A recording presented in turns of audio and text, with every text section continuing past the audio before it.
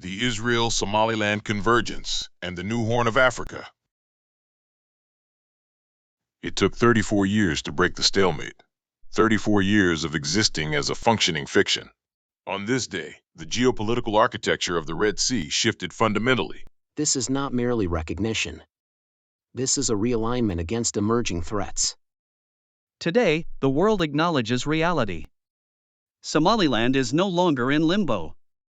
Israel becomes the first UN member state to grant de jure recognition to the Republic of Somaliland. The fiction is now fact. It was a calculated strategic pivot designed to secure a pro-Western axis in the most volatile maritime corridor on Earth. A move analysts say is driven by the security establishment, effectively extending the spirit of the Abraham Accords to the Horn of Africa. In Hargeisa, a generation waiting for legitimacy finally exhales. But the real work didn't happen under camera flashes. It happened here, in the shadows. The Prime Minister is on board. We view this through a national security lens first, diplomacy second.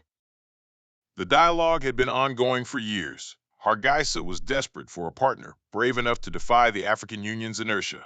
The West hesitated. We cannot afford to. The threat across the water forces our hand. To understand the present, one must accept the past. Somaliland's claim isn't secession, it's restoration. For 5 days in 1960, the state of Somaliland existed, recognized by Israel and the U.S. The dream of unity curdled into decades of systemic marginalization by the Mogadishu regime, the Isaac genocide of the 1980s. The central government used its air force to destroy its own city. The Union died in the rubble of Hargeisa. The Union died in the rubble of Hargeisa.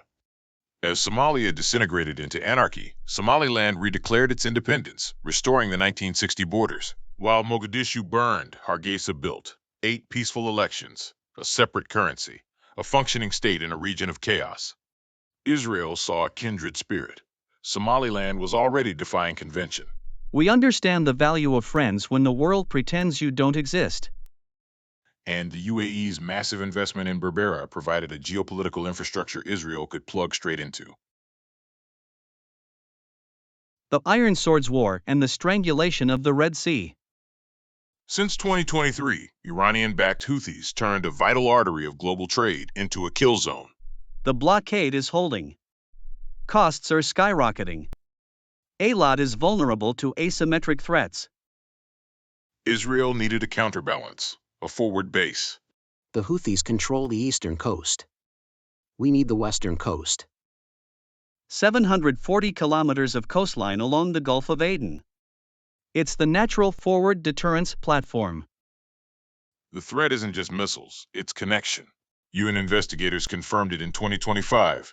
The Houthis are transferring materiel to Al-Shabaab in East Africa. An Iranian-backed terror corridor linking the Arabian Peninsula to the Horn. Somaliland is the only credible barrier. The prize, operational depth. It's one of the longest airstrips in Africa. Former emergency landing site for the U.S. Space Shuttle. A strategic hub for aerial interception of Houthi drones before they reach the Red Sea proper. Intelligence dominance. We have real-time tracking on Houthi launch sites. A non-Iranian platform for naval logistics, free from the crowded Chinese influence in nearby Djibouti.